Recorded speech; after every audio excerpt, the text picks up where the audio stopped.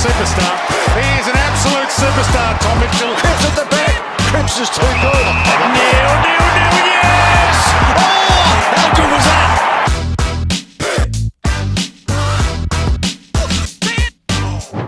We normally just don't do an intro, we just roll in. Yeah. So Howie was meant to have a game of golf today. He's pulled the pin, bit of rain out there. Do you play in the rain? Like, are you still pretty committed? Oh, I do. But if it's quite full-on rain, I can happily pull the pin. What's the handicap at the moment? 6. Yeah. I'm roughly playing probably 3 times a year at the moment. Yeah. But you can hit a ball. Have you seen him play? Yeah. Oh, yeah. Where's it been at in the past, handicap-wise? Is it? I've got down to 1 before. Yeah. Scratch golf, that's... Are you almost the best in the AFL? From the golf point of nah. view? He'd be out there. Do you know who else is very... Or Mitchie Lewis. Yeah, He was Mitchell. Mitchie's pretty much off scratch. Yeah. Sicily would be off about 6. Six. Yeah. Yeah. There's some correlation with guys, I've just put this together now, but that can really kick like a ball, like bomb it like 60, and also play good golf. Because those three, I'd say 3 of the best kicks in the comp.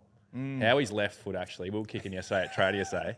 His left is unbelievable. Doesn't get enough credit for it. It blew his mind. It's like he's never seen me kick on my left foot before. I was like, mate, can I have your left leg? Like, I'm left-footed, but I wouldn't mind that. He was lacing him. Yeah. Brozzy's always getting into me about, he reckons he's got the best right and I've got the best left. So we go head-to-head quite often. Well, Brozzy can bomb a ball Do you as reckon well. his has improved over time? Like he's... Brozzy? Yeah. He's right. Yeah. It definitely has. Like, there's no lack of trying at training. Majority of he's taking the piss, but he's actually got a good kick. Like, He does. he's got a...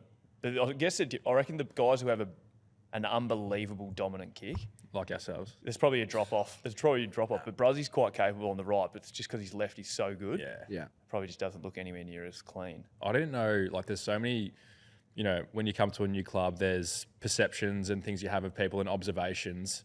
And one of the things, say, for Bruz, for example, I didn't know how powerful he was. Yeah. Like, I just thought he was, you know, just one of those real tough guys, obviously skillful on his left foot, but he's, like, so powerful. Like, he chased down Charlie Cameron on the weekend. No one does that. Yeah. And, That's out of pure will. yeah, like, hates He's just losing. perfect competitor. Like, if there's anything on the line, he's all for it. Like, not much on the line, doesn't really care. Yeah. Like, He'd be the best team. He'd be like the best teammate you want to play with, right? Like, yeah, well, you've been fortunate enough to be there as well. Like, he'll do anything that's required at any given stage for his teammates. I think he's always been like that growing up. I think even like he wouldn't even mind me saying he had a bit of a tough time through school, and he's got to like a bit of a mantra. He's like, he hates bullies, so now he bullies bullies. So he's a great teammate. If there's a scrap, he's first in, last to leave. So Yeah, and Bruz was captain on the weekend, which says a lot about how much he's respected within the club.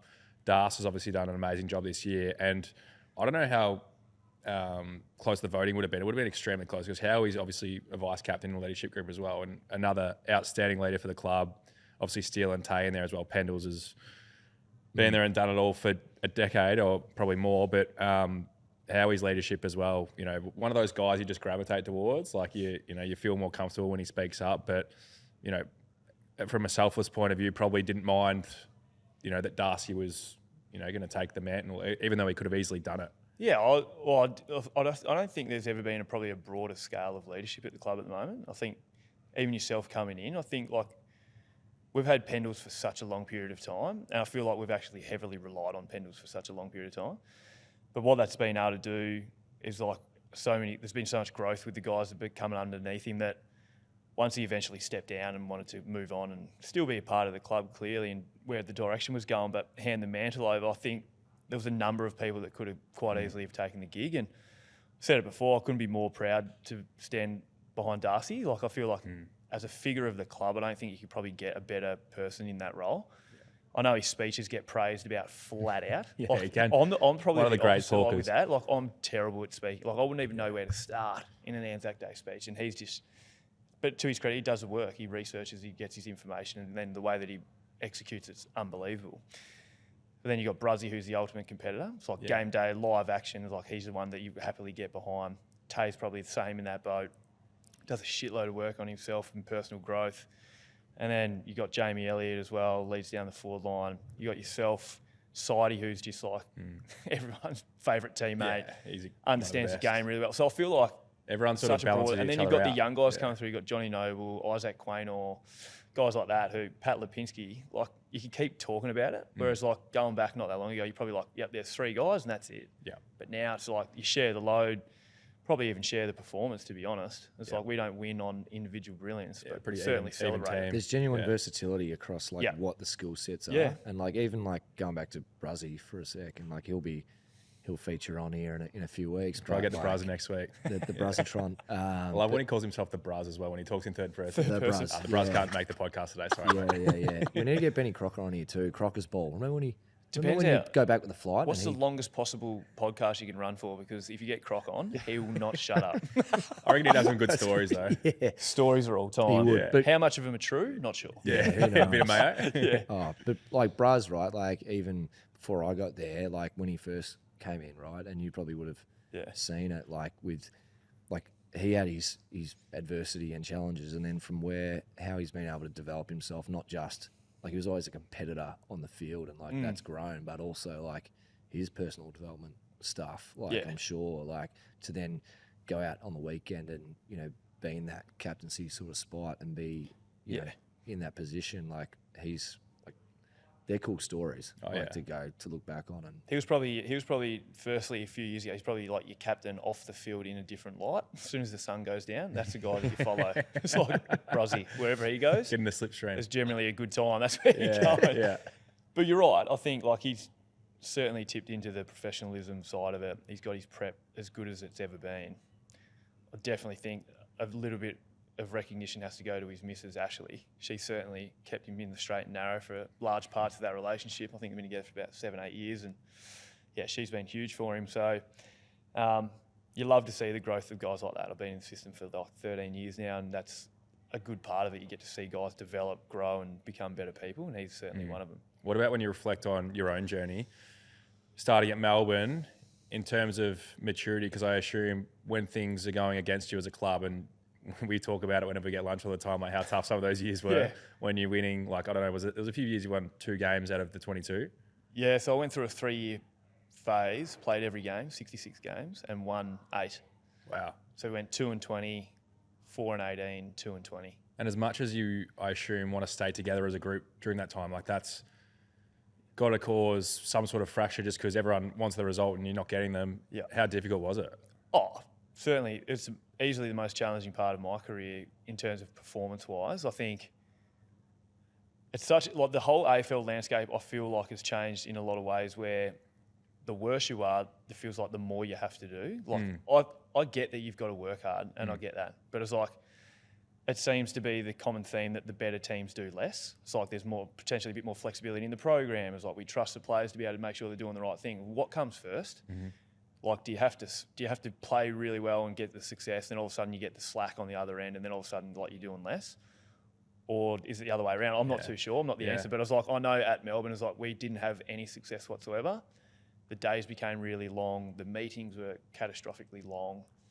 And to be honest, you can't keep 44 male attention in one meeting for any longer than probably half an hour. And we had meetings going for like an hour and a half. And it's just like, you just can't do that. But like in saying that, I still had a good time there. I made some unbelievable relationships. Chipper But like, Frawley.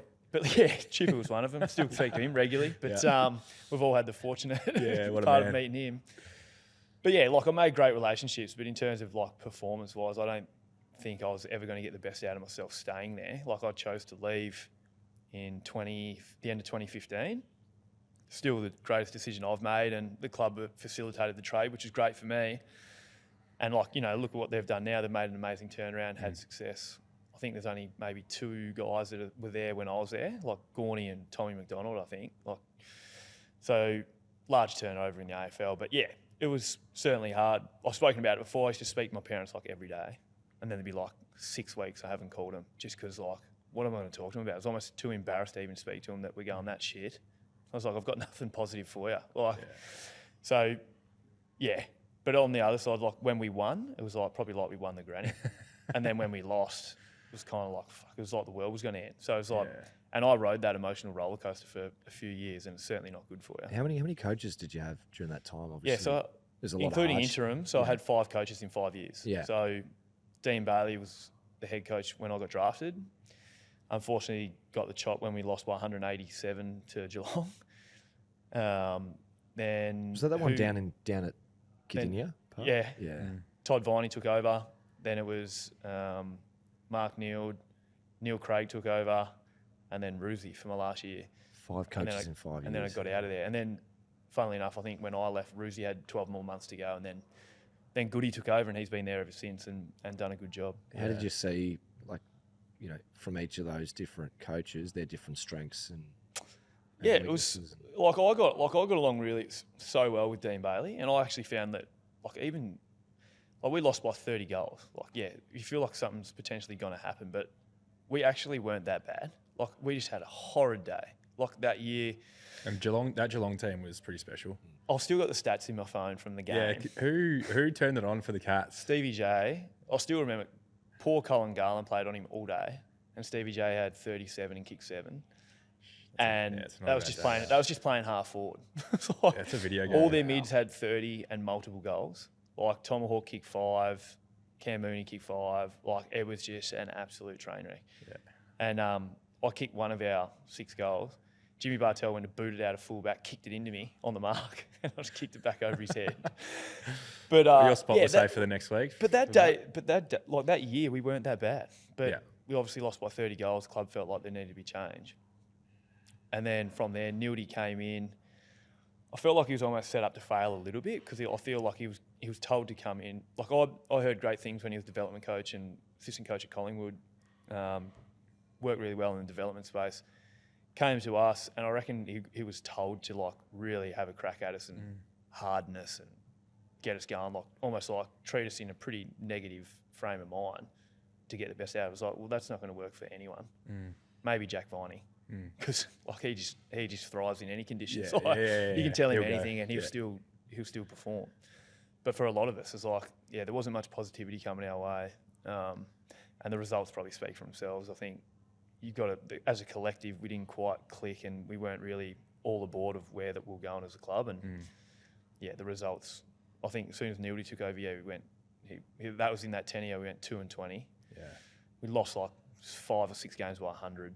Like Essendon 150, North 140. Like, when teams are like doing that, that's pretty concerning and alarming. But you can understand, I guess, with the people in charge, I guess they don't want to relinquish the control because they think they're doing the right thing. It's with probably, you assume, good intention to, we need to work harder, we need to be harder on them. Yeah. But that probably, through your learnings, you're probably saying that that probably caused more stress, more tension. Yeah. Couldn't go out there and play with any flow. Yeah. Worried about mistakes. Yeah. So it's kind of contradicts a little bit, doesn't it? It's quite the polar opposite. Like, we were remarkably fit.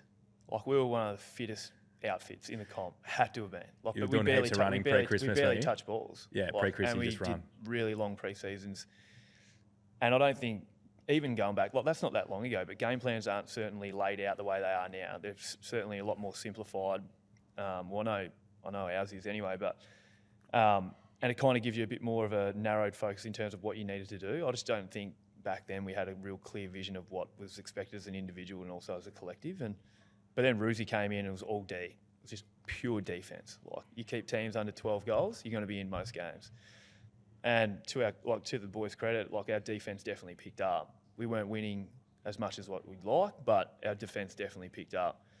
And then obviously Goody took over and had his own philosophy and turned the joint into a positive way. And they've clearly been one of the better sides for quite some time now. And you were mainly playing up forward at that time? Yeah, so I played 100 games on the dot. Probably first 40 games I was forward.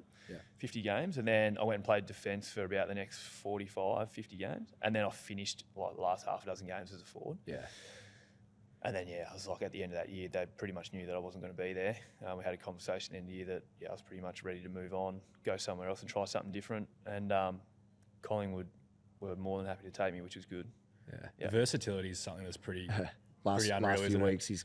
Well, exactly. Gone Like, forward. he can go forward, kick goals, goes down back, does what he always does.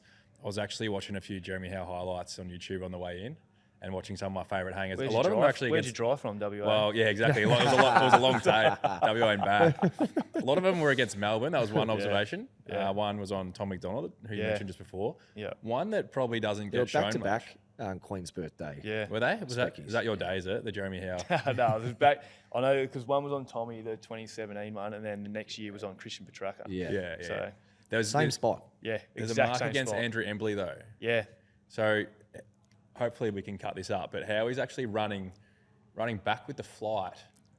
It's like, you remember AFL Live 2004 where you could take hangers on anyone? You could be facing the wrong way. Best year for AFL. How good's that game? We'll get to that. But you used to be able to run in the wrong direction, not look at the ball and take a hanger either on mid-air or on someone when you're not looking at the ball. That's pretty much what Howie did. That was right in front of MCC. I remember Yeah, that. Jumped off. near It's the the only bench. mark I've pretty much taken jumping off my right leg. Really? I spoke to Andrew Embley in an interview on radio, and I told him that. I was like, "You're the only bloke I've sat on jumping off my right leg." He goes, "Is that meant to make you feel better?" Probably makes you feel worse. But yeah, that was a good catch. The mark of the year, that was on Heath Grundy, wasn't it? Was that the Yep. one that won it? Yep. I was in the crowd that Yeah. day. It was at the SCG. That was a Yep. good one. It was almost like that one. He almost just like held you up there He just did. to give you a bit more He hang held me time. there like that. He looked at me. Like You could have had a latte while you're up there, then come back down and take. That your was kick. one where I was like, I generally don't think I'll go for too many unrealistic ones. Yeah. And that one I was like, I got up, I was like, shit, I've gone early. And he just held me there. I was like, oh, I might as well glove it while I'm up here. Imagine how good it would be to get that high. I'll tell you what, mate, I'm more interested in the amount of times you've been robbed of Mark of the Year than the times you've actually won it. Yeah. Like, I there was a reckon s- there's there was a stat there's a that came handful out. that you haven't won it that you should have. Yeah. He's had something Alright. like 30, Like- over 30 nominations. You know they do Mark of the Week? Yeah. It's almost like it's expected, so well, he'll do it again anyway, so we won't give it to Yeah. him. There was certainly one robbing, but in 2012, when I Daylight was- robbery. the 2012 was the year I think, I had my greatest influence in the year. I had like 12 Mark of the Week nominations or something in 1 year. It's crazy. And that was back in the day where no one would check me because no one gave a shit about what I would do. Yeah. So I got a free ride all the time. so and good. after that, you kind of got wary and blokes started shutting you down, but probably took too many good ones in that 1 year. Have you ever taken one? Yeah, and under 10s. Footage? Yeah, we could get it. Yeah. I came from about 10 deep as well, so I don't know if it was. Right. There's not much hang time going on. I've always wanted to. Like, you know when they get the specky bags out at training? Yeah. And we get them out in our fundamentals, which we do at the start of training sometimes. And I'll get up and take like what I think is a decent clunk, and I'll turn around, all the boys are just pissing themselves at me, just laughing. And you're like, is that actually it? I'm like, well, I felt like I was pretty high. Yeah. No airtime. The hype's good early days, but yeah, it gives you a little bit of a buzz, but Yeah. haven't taken one for a while. And so we better touch on it because I know it's been getting a lot of traction throughout the year with the arm injury. Yeah. We've had quite similar injuries, even though different parts of our body, but Yeah. in terms of how severe the fracture was. That was another one. I was actually on the bench when that happened, but how high you got was ridiculous. And just, it was almost like a perfect storm for everything to go wrong. Like I think you said the lights were in your eyes, so you didn't know where the ground was. Yeah. The angle that you hit Stengel line meant that your body tilted really fast. Yeah. It felt like it happened so quick, but Yeah. what was your recollection? Yeah, pretty much that. Like I was on Jezza Cameron, he was lengthening to the goal square, and I saw Stengel pop out from the middle of the ground. I was like, well, Jeremy Cameron is not getting the ball if Stengel doesn't get the ball. So I was like, I'm going to make the play on Stengel. So I just left Cameron, squeezed on Stengel. I was going full tilt, like it was a sprint, and I jumped. I was like, I had the theory. I was like, honestly, if I jumped straight and need him in the back of the head, I generally probably would have cracked his skull. Yeah. I chose to turn my body anyway. I was like, whether or not I felt like I was going to protect him by jumping on the side. But what ended up happening, you go to the side, you kind of lose your counterbalance. If you're jumping straight up, I feel like I'd be able to hold myself straight. Going to the side, flipped over. And then, like I said, I kind of, the spotties that go around the G, especially above like MCC, I kind of just got caught like straight eye in there because I dropped the mark, which I should have held anyway. And then I flipped upside down. It's one of those ones where you're like, fuck, where's the ground? Where's the ground? And when I look to find the ground, I just get like that green-black blur. Like when you've been looking into a light and then you look at something else, you get the big blur. So I put my arms down thinking of, yep, there's the ground. It's not. And then obviously relaxed. And then that's when I've hit the ground and it's just like my elbow tried to dislocate. So that's when I broke 2 bones in my elbow. didn't dislocate. So the next thing that gave in was my forearm, and I heard the pop, and then when I hit the deck, I was like, I'm holding my shoulder because I was like, fuck, I've done my AC joint, or that's the bit that's hurting. And then until the point where Bruzzy came over, he was like, "You'll be right." I was like, "How are you?" And he goes, "Oh shit!" Like, and then I was like, "What?" And I looked down my arm, and my arm's like that, but it's bent on a 45, facing like the bench. And at that stage, I probably went into shock, and you'd be able to vouch for it. But then once that moment hit, like the pain, I've never experienced anything close to it in my whole entire life. Like, no way. Yeah. Like, it was like. I don't know what the pain was like, but it was honestly like someone had a blowtorch on the inside of my forearm and just wouldn't let it go. Like, it was just so hot, and I was screaming. Jezza Cameron actually came. I could hear him. He go, "You'll be right, mate. You'll be right." I was like, "Fuck no, I'm not." It's like it's the first time I I was it for like the first, let's say, 15, 20, 30 seconds or something, where like you thought you got your shoulder. Yeah. You're like, oh shit, that's sore. But then, so you didn't actually even realise. I didn't know it snapped my arm. Because I was in that handstand position, and I heard the pop. Then I was like, the first thing is like, you'll see in the footage, like I'm holding my shoulder, like screaming, because like I've obviously did my AC joint in the incident, and that was pretty painful. But then when I saw my arm, I think that's when everything kind of hit me all at once. I was like, okay, well maybe that's the issue. Why It so much pain. probably is. Yeah. And then that next half an hour was easily the most pain I've ever been in. Like, I got the whistle, but I didn't want it. It just made me real heady. Like, I was like, shit.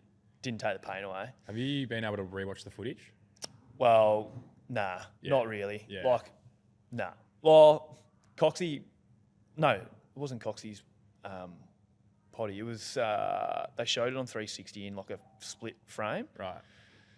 And I saw one photo like where I'm laying on the ground, my arm's bent. And I was like, I can't see that.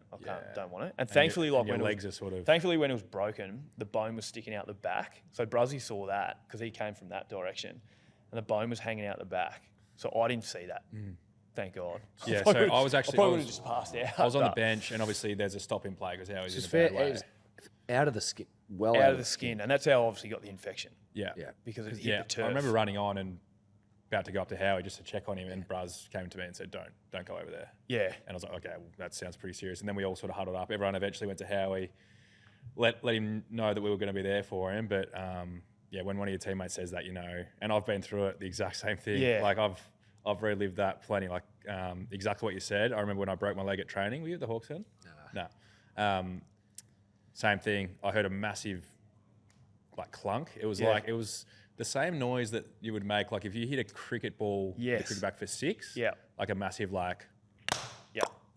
Yeah. I heard that. I was like, what is that? And then laying on my back, looking, same thing, legs on a 45, foot's facing the wrong way.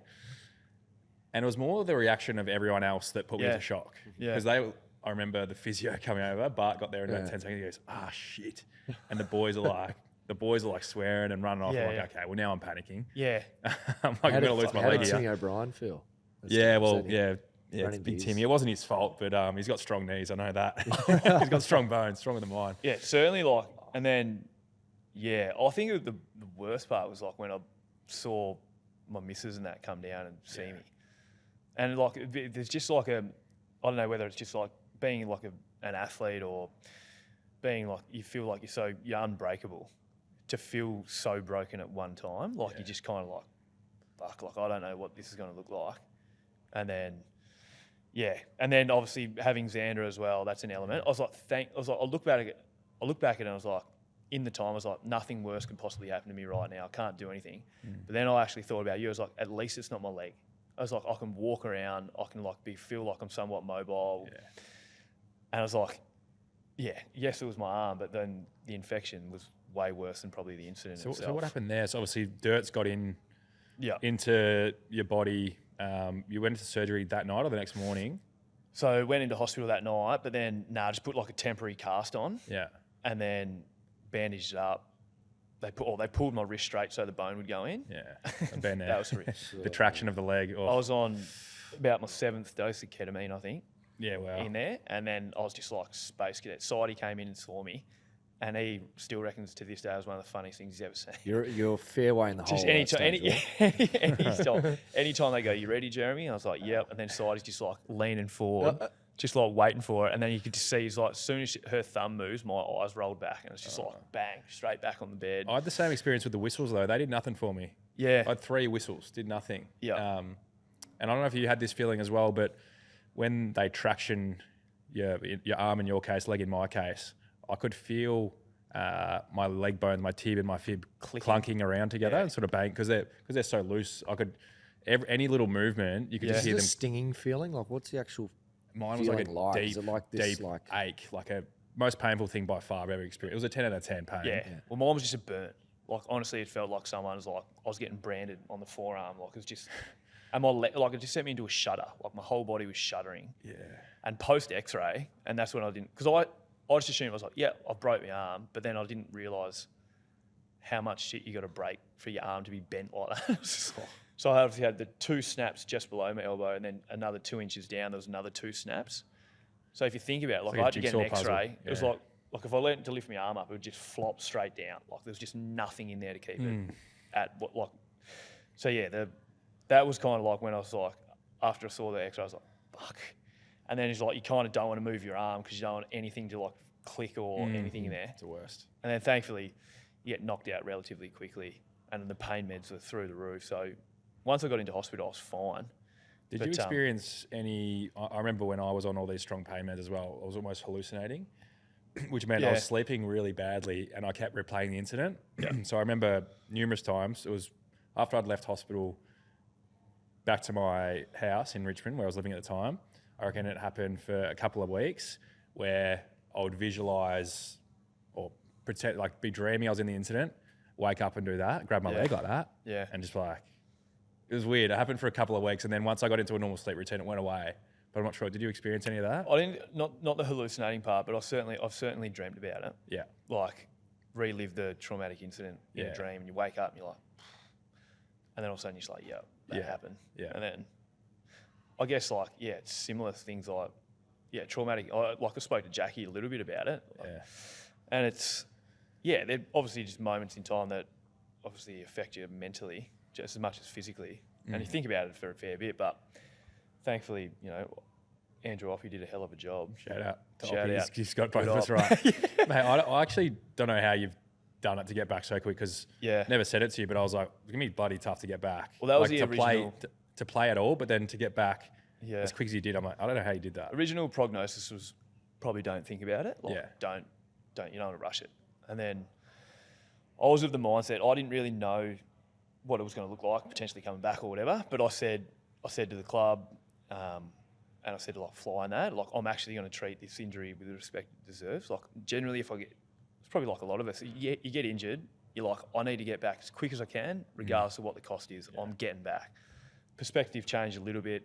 Obviously, chilling out at home with my wife and kid, you're kind of like, you know what? I was like, I actually want to get it right and I want to do it properly. The infection came, which it didn't. I don't reckon it doesn't delay the effect of the bone healing. It obviously affects you probably more mentally. Yeah. And it was probably more the fact of laying on a bed for 2 weeks and not doing anything. How deconditioned your legs get straight away. Like I managed to walk from my room to the cafe. Did that 3 times in 2 weeks. That was it. Yeah. So like trying to get back into run, like you're feeling like you've never experienced running before in your life. Like trying to run 10 100-metre jogs and your calves blow up that far. And even like probably the initial stage, that walk to the cafe, you would have probably been fatigued after. Yeah. But that was just grim itself. Like I've never felt lesser of myself. Like you're walking down, I had like a blood bag, like a blood vac hooked into my forearm because I was having surgery every 3rd day with the clean out. So I've had 4 surgeries in 11 days. See, I was fortunate. I didn't have an infection. Yeah. So like when I came out, you try to get the swelling down. Then all of a sudden it was like, if you feel like you're mobile enough, you can go for a walk. So I was like, I'll go down cafe, I'll get myself changed. I'm pale as. My eyes are sunken. Like I generally look like I'm recovering from like I'm a drug addict. Like that's what I felt and looked like. Do you lose a lot of weight? Lost like 7 kilos. Yeah, I remember you coming to the club really skinny and pale. I was like, get some sun, There's a photo that I reckon the club even put it back. I was wearing a longie. But then, like, I looked like a Casper. Like, I was so white. I was just like, this is not good for me at all. But getting back to the recovery stage, I was kind of like, yeah, they're like, just make sure you give it time and see how you get and see how it feels. And then, yeah, all of a sudden, like, I actually spoke to the infectious doctor last week because I'm off antibiotics. I've been on antibiotics the whole year. Really? Ever since surgery because of the infection and because the medal's still in. And the plan was to stay on them until the end of the season, get the medal out. Yeah. But then I had an episode where my guts just couldn't handle anymore a few weeks ago. Ended up in hospital, and then I was like, nah. I was like, that's it. I'm going to stop taking them. Yeah. So then you get into this uncharted zone of like, okay, well, now I don't have protection against a potential infection again. So I'm thinking, well, what's going to happen here? Like, am I going to be okay? Yeah. Felt amazing. So now I'm through into the clear. So it's like the chances of coming back now are pretty much nil. Yeah. But yeah, like, and even chatting to him, he's just like, to think that you've played 8 games already, plus you've potentially got another 4 or 5 to go. He's like, I never thought you'd come back at all. But even the way you're playing as well, like, you probably don't get enough courage for your pure courage. Like, just in general, the way you tackle, your attack on the ball, air or ground. But you're going full tilt as if it doesn't even phase you. I remember there was that one game, I think it was at the Gold Coast. Yeah. I came up to you, drove it at half time. I was like, Howie, that was the exact same incident. I know. How good's that for your confidence? He's like, mate, I was thinking the same thing. Was you wearing the sleeve? Were you wearing the sleeve at that stage? Yeah. Yeah. Steph Curry calls himself. How good? Shooter sleeves running all year. But it just hasn't converted to the basketball court at the club. Can't drain a 3, but, it looks good on game day. you know I'm a good shooter. I was like, I just can't play 1v1. If someone defends me, I'll just tap out. Corner 3, yeah. But I was like, I'm your genuine shooter. If you want me in your team, put me in the court, and I'll just. Would you start? Who would start in the starting 5 at Collingwood? Would you make the? It would be your Pendlebury, Wilson. I think Cox would play. You'd have to start him in. I'd like to come off the bench. I wouldn't have a starting role. Yeah. We were chatting the other day because we went to Venezuela versus Australia, one of the Pracky games. It was a blowout. Yeah. And we got some real good basketballers, like really good. I think Bruzzy would be on there. Bruz can play. He's just a dog on shoot. defence, and he can shoot. And then it's up for Coxie grabs. for height. Darcy Cameron puts plenty of time on court. Yeah. He's putting the work in. But we were having a laugh about, like, I wonder how we'd actually go against, say, Venezuela. Could we put up half a fight? I reckon you could, actually. Really? Yeah, I reckon you could. Huge call. Yeah, massive call. Pendles actually shits me because he doesn't try and he's so good. Yeah. Like, you could ask him and he'll tell you. But, like, today, like, we're in doing a bit of recovery. We get a bit of 1v1 and we just get smoked. And it's like, I'll just walk off because it's not fun for me. The best part about when he gets on those roles is he's got Billy Frampton as like his bunny at the club, and Billy is happy to just go and play defense, and Pendles just does moves on him for about 20 minutes. Billy, if you score, you get the ball. He loves to. Billy's just happy to just learn his craft, and Pendles just puts all sorts of moves, puts him in the blender, we call it, and just makes him. But I'm not sure if anyone spends more time on their handles than you. On their basketball handles. It's quite a bit. I'm not sure. Do you try emulate Curry's pre-game warm-up? A little bit. There's a fair bit. We've spoken about this on some of our pods. So I find like obviously doing touch and that is good for your footy. But I find if I'm just doing tram tracks and touch, I get so bored. Yeah. So I'm like, how creative can I get? And obviously you've seen some of the stuff I do. It's so different the way I prepare. Whether I'll get basketballs, tennis balls, soccer balls, juggle footies, do a mixture of everything because I find for my brain that's what keeps me energized to keep wanting to go back to do it. Well, I think it was like, it's a good point of like, because you go to is like, all right, boys, go do 100 trammies. I was like, it's so boring. How good can you get at trammies? I was like, the difference between being average and being great at trammies, I don't think there's that different. Yeah. But doing something else that stimulates or challenges you in a different way. It's all coordination at the end of the day. That is 10 times better for you than doing fucking 100 trammies. Yeah. But you do watch some of the stuff that Steph Curry does. It's pretty unbelievable. Yeah. Because there was a video that popped up the other day. It's Luka Doncic at the same training camp as Steph Curry. And I reckon I've seen it. How far off he is. He can't do it. And he's blowing up. He's like, I only need one ball anyway to score 50 in a game, which is fair. Because the good thing is, like, we come in, we always go to the club and then walk over to the ground. And you just be walking in, Titches on the sprungies, 2 basketballs and a tennis ball. Like, and a few of the boys will be taking videos of me around the corner on Snapchat and posting in the group. I'll get back to my phone. All the boys crying emojis, just pissing himself. He's back at it again. The best one was like, speaking of that, I was like, I remember it was like we had, whether it was a half day or something, we're in there for not much time. Yeah. And all of a sudden it's like, I've left. I've gone home, doing whatever. It's like 5 hours later. 5 hours later, I get a snap from Tay, and it's him on the sprung floor, just punching touch out, playing with basketballs. I was like, why is he still there? That's so that's one thing how he loves is that, like in what I do there. But he also loves, I don't know if you've seen it, but I've got this ability to do imaginary commentary, which it comes out in certain situations. While you're juggling? Or No, while you're I probably could. But like it came from, so I've got a mate who can, it's always fun when you're having a couple of beers, but he can create an imaginary horse race. Everyone puts a name of a horse in the hat and he'll read them and he'll just go make it like a race. And it's that entertaining. And we've converted that to doing imaginary footy commentary, which normally ends on Howie going up for a hang, dropping it, but then someone else picking up the scraps and kicking a goal. And it's Howie's favourite thing. So on WhatsApp, I have to send him one every week. Yeah.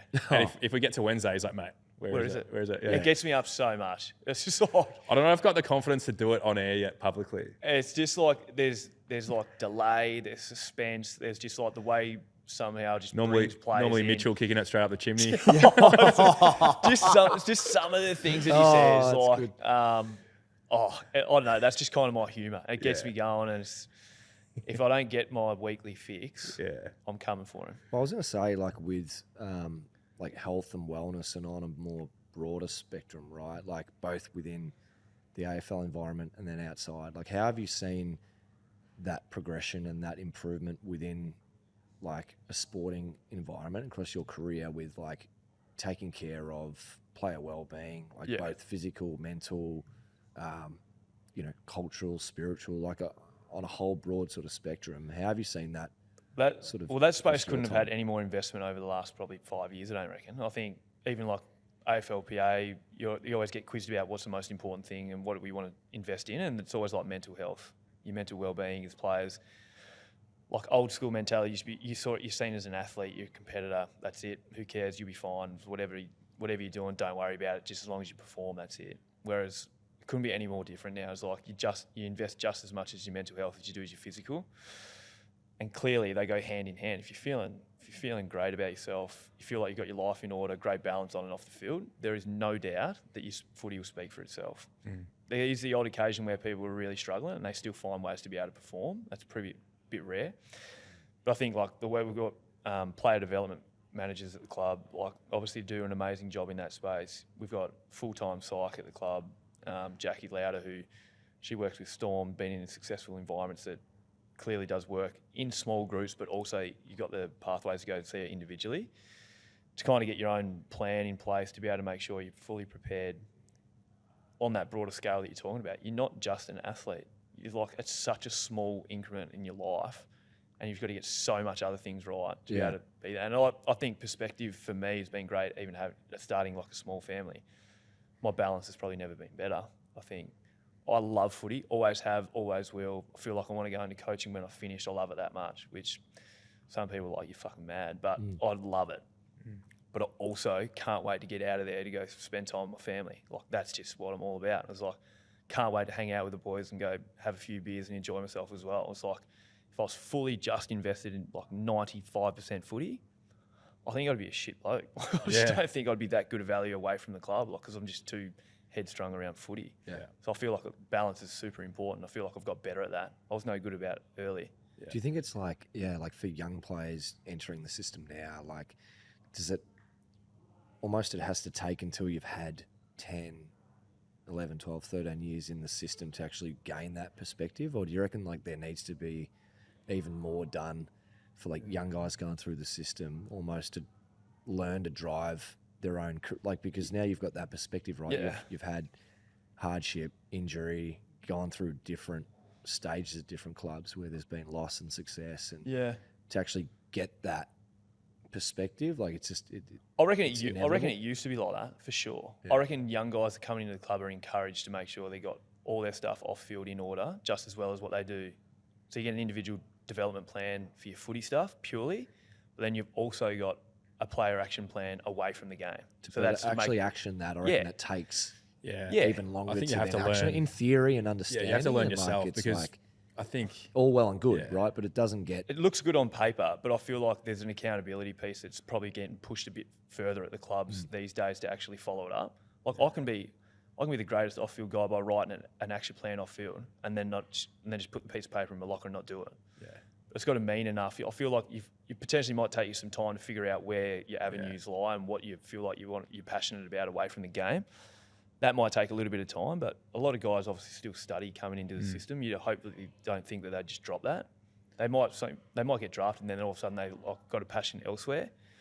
But I feel like the clubs are definitely encouraging guys to be able to do that, but also accountability is where they're following up regularly to make sure that those things are aligned and not just forgotten about and just worried about later. Because, the reality is, what is it, average 3 years in a system and then you're out.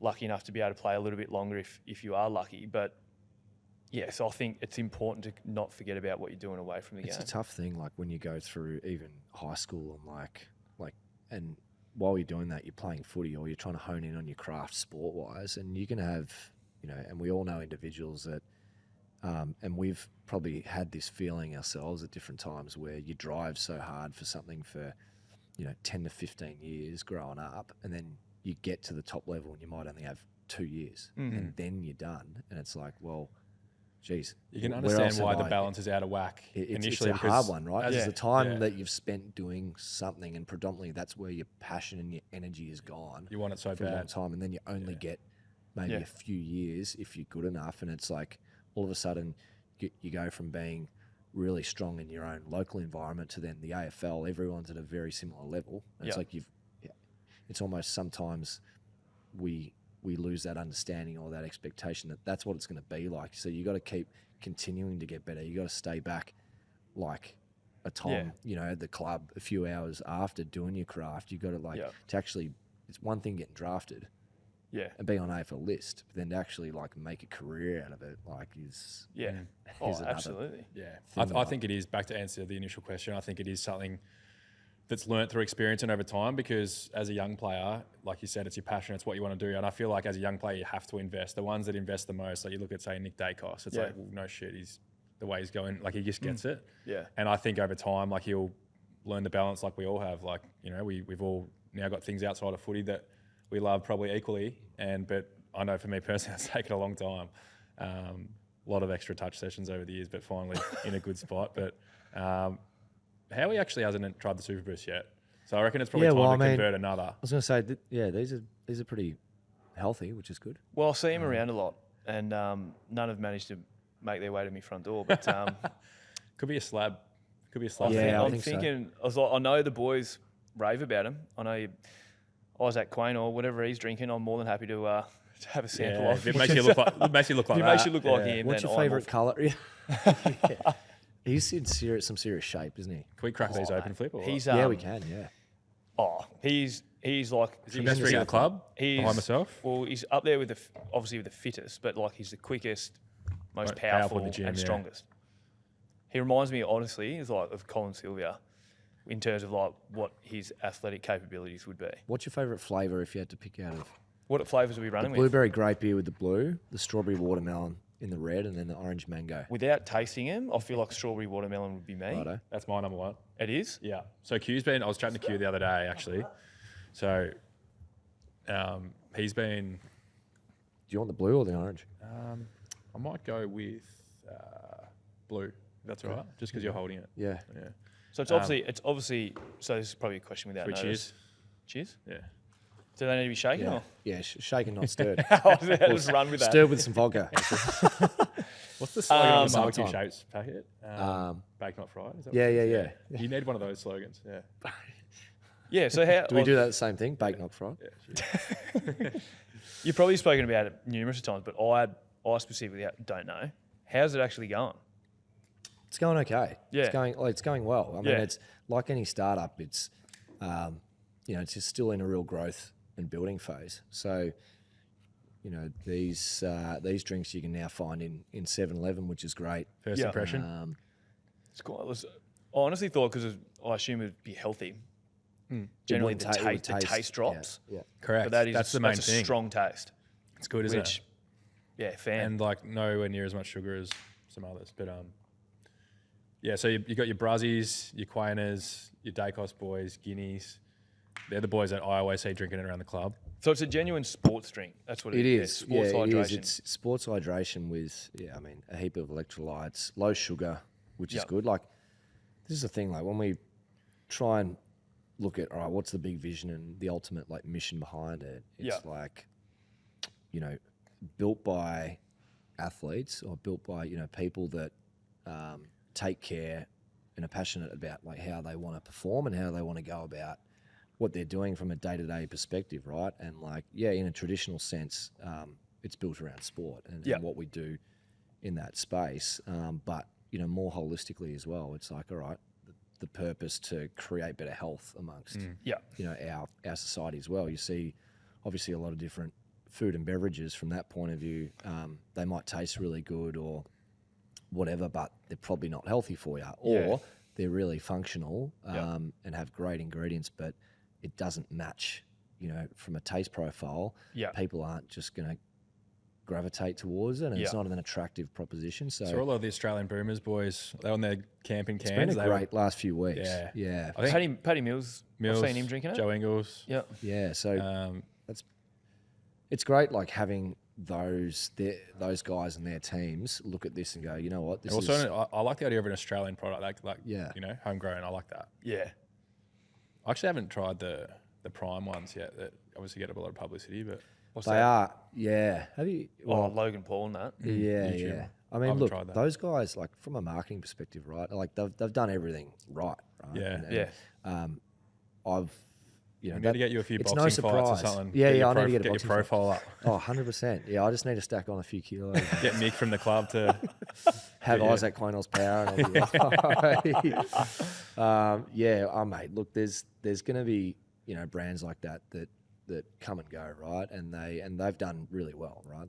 They've popped the cork, and from a commercial point of view, they're very strong. What do they sell per bottle? It's like, is it like $30 or something? Well, on the black market, it's probably 50 odd, $100.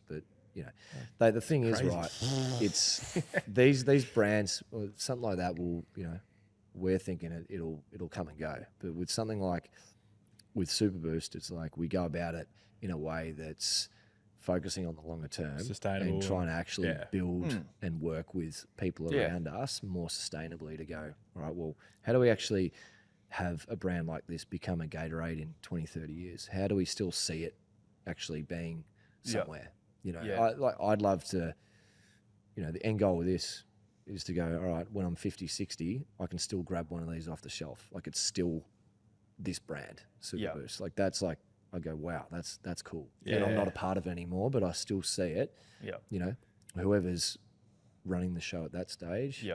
Like, wow, that's cool. You've got the feed up somewhere. And all my mates go, you know what, this is You've been bought out by Gatorade for $200 million. We can all have these ones in Hawaii. We can all have a beer, and then the next day we'll just roll around down to 7-Eleven or Coles and grab one and go, oh yeah. Well, there's 7-Eleven just down the road as well. Might grab a few on the way out. Yeah. Well, I've been doing that, by the way. Every time I fill up petrol, I buy a Superboost. Do you? That's an easy one, right? You fill up your car, and you got to go. Have you got money left after you fill up your car? Oh, yeah, it takes a bit. It's unbelievable seeing how expensive it is. Oh, yeah. It is. It does sting you. But it's always sort of in the sports section at the back, sort of back left area of 7-Eleven. The blueberry grape and the strawberry watermelon in there at the moment, and then the rest of the flavours will jump in. But it's like, mate, it's like a footy career. Like I look back and go, well, it's like building. You try and build a team. You try and get everyone to work, and build that rhythm and that dynamic and alignment with what you're doing. And you're going to have your setbacks and injuries. And like with us, those type of things. It's issues with some production or bottling issues or things that are trading terms or trying to acquire another customer. You got to do the work. You got to do the work, but sometimes you'll be hamstrung or you'll get things and setbacks and that sort of stuff. But it's the mindset like that goes across everything, whether it's elite sport, whether it's business, relationships. Like that's life. As soon as we're born, and it's not about getting philosophical here or because sometimes we like to do that. But what we need to come struggle, up with, right? But it's Superboost fun. can probably branch out. I know it's got heaps of goodness and that in it, but I need something that's going to guarantee me to get me out of a hangover. Is there something that, that could would- be? that along- would if be good. Superboost can get me out of a hangover. That would be good. And we might have to get for Wow. your Let's boy put the challenge to Xander, you. maybe a we'll chocolate get your flavour. box, and you let me know if it gets you out of the Okay, righto. in your bye week. Let's troll that. Yeah. Your boy Xander as well. Young. How old is Xander now? He just turned 2. So we were chatting the other day. He's just discovered chocolate. So every time how we get home, greet the kid. Normally it's like, Dad, how are you? But now it's chocolate. Is that First it? thing he Is says. it? So we need a chocolate flavour for Xander, and we're going to drop a box of that off to him, and then Okay. a box of Yeah. strawberry watermelon to Howie. Pick him up I've from got some daycare. I was ideas. like, "How's your day, mate?" He goes, "Chocolate cake." I was like, What is that? Oh, hi, chocolate. Dad. Yeah, how you going? Good, mate. No, it's awesome. Did you have a good day? Good, no, Chocolate. you. I just look at the wife and I was like, "Is this you? Have you been giving him chocolate? Yeah, Where on the is side. this coming from?" Favourite parent. Yeah. Oh, geez. What? Yeah. How does? I mean, I guess you'll find out in the next few years. I wonder how that's going to go and the balance between like, all right, giving them real healthy stuff, but also trying to Giving him Superboost no, first, giving him nurture. chocolate cake. Is that where you're going with it? Generally, health first, treats later. generally the wife's all over it. I got her a Thermomix and she makes like raw desserts and Raw cacao. At Healthy least this is versions. healthy chocolate. and he generally chows that down, so he's satisfied with that. But the other day I was like, Can chew. I feel bad. I was like, I'll expose him to a Tim Tam. Oh, Gave him that, and it's Game over. yeah, he just lives in the pantry. Yeah. I was like, I actually live in the pantry Do you too. snack- It's intense. Did he, I'm did not he snack close. more than me and Braz at the club? Oh, actually, No. let's finish on this. I'll let you tell it because I know you want to tell it. This can be your moment, and then we'll wrap it up. Because it's been a ripping chat, and let's just end on this note because this is another one of Howie's favourites. it's obviously well known. Titch loves a snack. I don't know. Maybe it's I not used to well get known, cold but- snacks. Yeah. So why? Actually, I want to know that after. he just- we need to. well, he's just digress forever that on the too. chew. Like, it's I'll just give you the short answer so that we can get to that. But Chewing basically, a I munch just for you. yeah, correct. Simply like snacks. That's all there is to it. Nickname snacks. But is it started at shapes Sydney. or is it like It's mostly TV snacks or is it like? tiny teddies, barbecue shapes. Oh. Sort of grown out of it, but like was operating in a good box a day of each for a while there. So box a day? Nickname snacks. So anyway, we're sitting on the plane. I think we're actually going to might have been the Gold Coast game. It was Gold Coast or Port Adelaide, one of the two. It's a travel game. Tish has obviously been having a bit of a chew on the plane, but then he decided to doze off and have a snooze. I was like, okay, that's fair enough. So anyway, so I'm just looking at him while he's asleep, and he's just like that, like fully out, and then he just wakes up. He's like, but before he opens his eyes, his hand's in his pocket. He goes, unwraps, and just starts eating, and he's just like eating, and his eyes are still in a haze, and he's still half asleep, but he's just chewing down this muesli bar while he's like half asleep. So he's like, before he's even thinking I about don't really anything, remember it. I he's- think I was half asleep. It was just so natural. before anything, it's already like half a muesli bar in the mouth before he's fully woken up, and I couldn't help it. I pissed myself laughing. And Brazzy it's one got of it the on greatest camera. things we've Apparently. I haven't seen the footage yet. yeah, it was one of the greatest things we've ever seen. That's how strong the subconscious is. Yeah. You've just been doing that. He's thinking Body about knows his when you cigar got to eat. before waking An up. athlete body knows when you got to refuel. You refuel with a packet of shapes. Oh, it was good. It was one of the Amazing. greatest What's your things favourite ever. tiny teddies? Honey, honey, chocolate. yeah, honey. Remember they had those like the half ones, like the Yeah. covered Chocolate on ones. base, yeah. Oh, they were amazing. Honey's Naughty. hard. Yeah. Barbecue flavoured barbecue shapes. Best snack though. Yeah, I'm Personal more of a opinion. nacho cheese guy. Are they the purple box? Nah, green. Dark green. Oh, they're just the You- first ones ever come out. You like the pizza ones, right? Pizza ones are Yeah. Pizza good. Yeah. Wait, dark blue is nacho cheese. Yep. Pizza's purple. Chicken Barbecue. crispy, I was orange. about to go the chicken crispy Yeah. route, but What about Cheddar? cheddar? That's Yeah. yellow. cheddar's poor choice. Yeah, Anyway, yeah, that's cheddar. Not a fan. Question marks. You like them? Actually, I've had cheddar with hummus. That's not surprising. Like- Yeah. All right, boys, we better wrap it up. Howie, thanks so much. You're a bloody legend. We love you. Thanks for having me, boys. Yeah, looking forward to what's ahead for us this year and beyond. So enjoy some chocolate cake when you get home tonight. Chocolate cake. Cheers. Oh, you're a legend, Howie.